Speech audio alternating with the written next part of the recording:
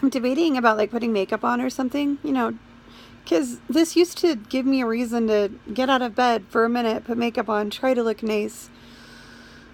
But now its purpose is to keep the depression from getting into, the pain scale, from 0 to 10. Yeah, the depression's got a scale too. I named my anxiety, I named her Alice, and she's a bitch. And then we named my friend and I, with whom I'm no longer friends, we named my depression Marvin, like the sad little robot on Hitchhiker's Guide to the Galaxy. And I need to refer to him as Marvin more because it actually does help calm me down when I realize that it's Alice being a bitch and I'm actually still logical and it's not the end of the world like I think it is. It's Alice freaking out. Okay, so really I'm just doing this to keep Marvin at bay. So, and we'll see if it works. But here is a story about another online dating guy, right? Okay, so I do this thing. I'm emotional and impulsive. I know this about myself. They're not, the best qualities in the world, but whatever. They exist within me. I embrace them. Yeah, I don't always try to fight my demons. Sometimes we snuggle. So, one day, during like part of my really deep depression, half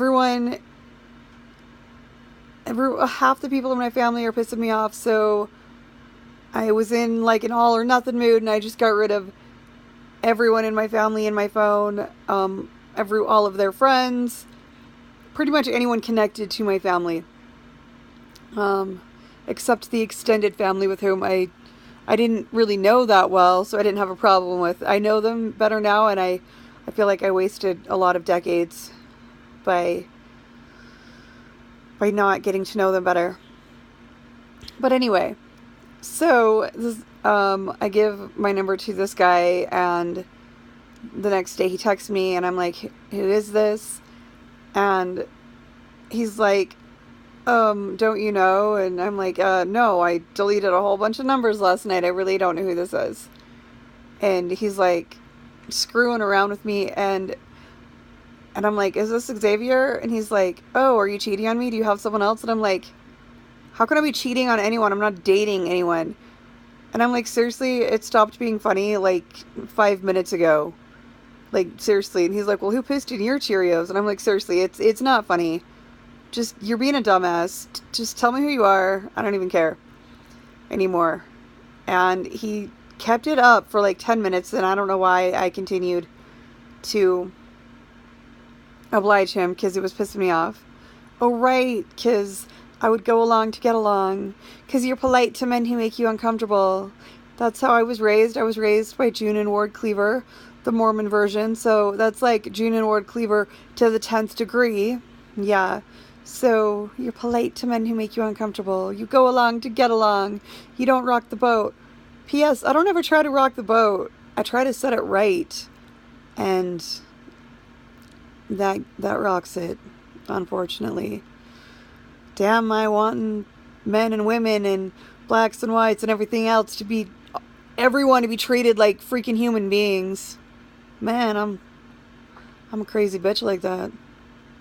So I'm like, whatever, dude. Lose my number. Well, apparently he did not, because a year later I get a text and I'm like, who is this? And he's like, don't you know? And I was like, oh my gosh, it's this Xavier guy from a year ago. And I was like, seriously, dumbass, you kept my number for a year just to screw with me? Do you really have nothing better to do? Like, okay, this was back when I was able-bodied.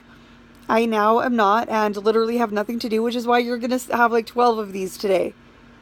And more if I put on makeup, which probably won't, because I've already done a few without.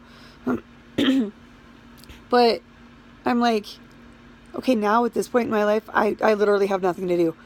I still wouldn't pull that shit. I still have better things to do than that.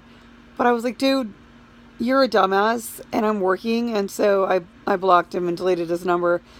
But who the hell keeps somebody's number for a year because I think it's funny. I'm like, it wasn't funny the first time.